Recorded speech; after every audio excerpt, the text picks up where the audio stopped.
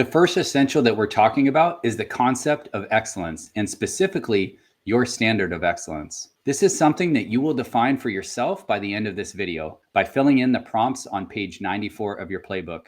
So please make sure that you're open there now. And if you've already completed phase 1, then you created your activation code and you've gone through a much deeper, more extensive process than the 2 sentences that we're actually going to create right now. We prefer the full activation code because it covers more ground and it reminds you of so many things. But page 94 is the quickest, most essential version of the full activation code that we can create. Basically, the purpose of this next activity is to decide your standard of excellence so that you can honor that standard and move in the direction of that standard every day. Most people will wake up and ask themselves, what do I need to do today? But when you're guided by your standard of excellence, you wake up and ask yourself, who am I bringing today? And to speak directly to the moments when your plans involve improving your physical health by training your strength, coordination, and stamina, the question really should be, who am I bringing to my physical movement? Of all the options that you have, all the influences around you, all of the things that you could choose to focus on or embody, who do you choose to bring? In the end, who actually shows up for your physical fitness?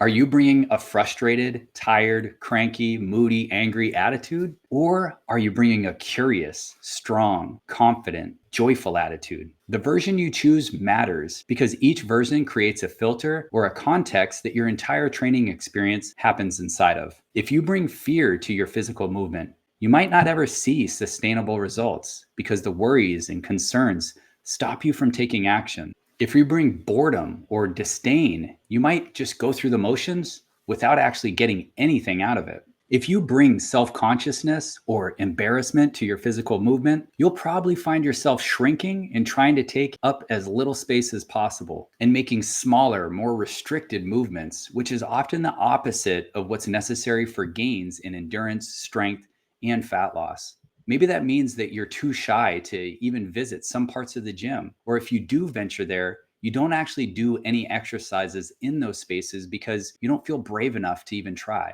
So then you miss out on a lot of growth and progress that would otherwise be available to you, often in a faster rate of time. If you bring exhaustion and overwhelm into your workout, if you bring thoughts about how the world is against you and the days are just so long and tough, you'll probably find that everything during your workout seems more difficult. You have less energy, the weights seem heavier, the distance seems further, the challenges seem bigger, the progress seems smaller, the wins seem even fewer. And it's because you're focusing on how much effort you're putting into those things and how tough everything is. So instead of getting recharged or noticing the progress that is literally right there in front of you, you leave even more drained and more demotivated than when you started. And I get it. There are a lot of things that are out of your control that can make life heavier, scarier, and cost a lot of time and effort. But even though those things might be true, you still have the option to honor your standard of excellence and move in that direction every time it's time for you to train. Because if you bring pride into your training sessions, you're more likely to say encouraging things to yourself when you see your reflection in the mirror. You focus on what you're doing right, like showing up, bringing good energy, investing the effort to develop skills and new habits, instead of sabotaging and delaying your progress with useless self-criticism and judgment.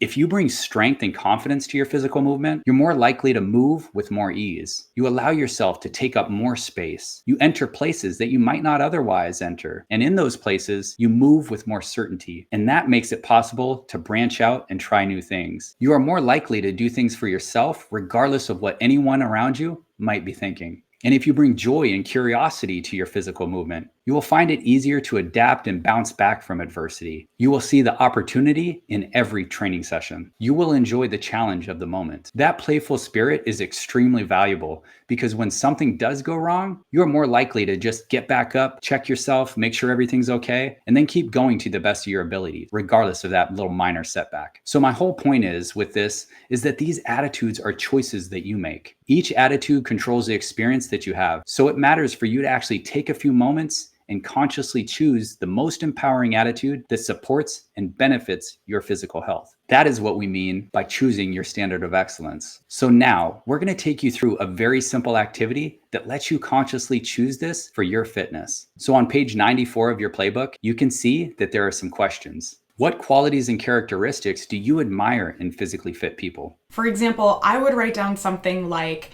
I admire their confidence, vitality, discipline, motivation, and determination, even when things are tough, they always just seem to bounce back. So you might also call that resilience. So I want you to think about it like this. When things are going wrong, what kind of person do you want to show up and step in? Those are the kinds of characteristics that I want you to write down in this space. So pause the video and take a moment to write your answers down here. Now, I want you to circle the 3 that matter the most to you. These are the qualities that you're taking ownership of. For example, of everything I wrote, I would choose discipline, resilience, and confidence. And if you didn't do it yet, pause the video and circle your top 3. Next, you'll transfer those 3 qualities from here to these lines down here. Now, I want you to describe a moment from your past when you actually showed whatever quality number 1 is. For example, because discipline is listed as my first quality, I'm looking for a memory of a time when I showed discipline. And when I started my fitness journey, I had 0 moments and memories from my past when I was disciplined with my fitness. That's why I was starting. But when I looked at other areas of my life, there were plenty of situations where I showed up with discipline. So for example, I might write all the times I showed up for work on time, prepared and ready to go, even when I was sick or tired, and my commitment to finishing coursework and getting my degree. And like Jamie said, it's okay if you have not experienced quality number 1 with your physical activity yet. So just look at the other areas of your life, like the different jobs that you've had, or the other things that you've actually done with your family and friends, or maybe even the hobbies that you've enjoyed, until you find 1 or 2 moments when you've actually showed that quality. And pause the video and give yourself time to be able to make some notes. Okay, next, you're going to describe a moment from your past when you actually showed whatever quality number 2 is for you. In this example, now I'm looking for a time that I showed resilience. But again, when I started my fitness journey, I had a lot of very bad memories when it came to fitness, and honestly, none of them were particularly resilient. However, when I looked at the rest of my life, it was much easier to find moments when I showed resilience in some way, shape, or form. So for example, I could write down the time I totally revamped my business during COVID, or when I fixed my home's damaged foundation. Excellent examples of how to actually find a particular quality in another area of your life, Jamie. So again, review your entire life to be able to find 1 or 2 moments that you showed that second quality, and take a few moments to write down a reminder about it. And when you're done with the second quality, you're going to repeat the process 1 more time. Describe a moment from your past when you showed quality number 3 in your life. For example, here I'm looking for moments that I showed confidence. And before I had opportunities to do everything that you're learning here in the FIT system, I had 0 confidence about how to train. And when I was at the gym, it was normal for me to want to shrink and disappear. So I didn't have any memories of confidence with fitness that I could reference. But when I looked at other areas of my life, there were plenty of times and plenty of places that I brought confidence. Like whenever I show up at work and I just know exactly what to do. And even when things are tricky, I trust I can figure it out. Great. So finish making notes for yourself about that last qualities moment. And when you're done, you're going to summarize the qualities in this sentence. I enjoy being quality 1, 2, and 3. I enjoy being disciplined, resilient, and confident. And you might enjoy putting some embellishments on it so it feels more authentic and sparks something in you. Like, I love bringing discipline, resilience, and confidence to every training session because it makes me stronger, more capable, and more vibrant. Next, you're going to finish this sentence. I am reminded of my power when I focus on memories like, and in the blank spot, you're going to summarize your memories of qualities 1, 2, and 3.